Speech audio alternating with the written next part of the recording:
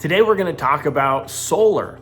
Now, I'm not an expert in solar, I'm an expert in selling homes. So we're going to talk today specifically about how does having solar affect your sale of your home.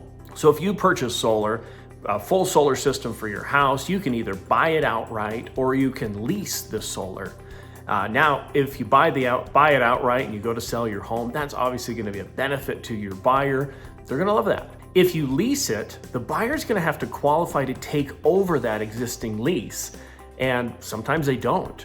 So that could negatively impact the sale of your home.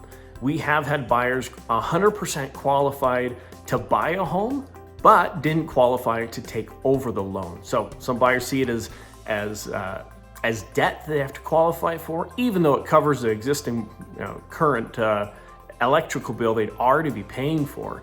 But that could be something that could put an extra hurdle in the way of selling.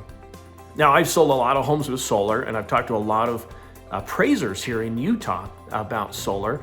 And in Utah, it feels like it's a little different. We don't get the increased value like we might see in some sunny parts of the world. And so we've only seen a net increase on the sale of a home of about $2,000. In fact, I've never seen anything over $2,000. So keep that in mind as you're doing that. If you have any specific questions about your situation, your solar, or the price of your home with solar, feel free to reach out to me, call me, or message me.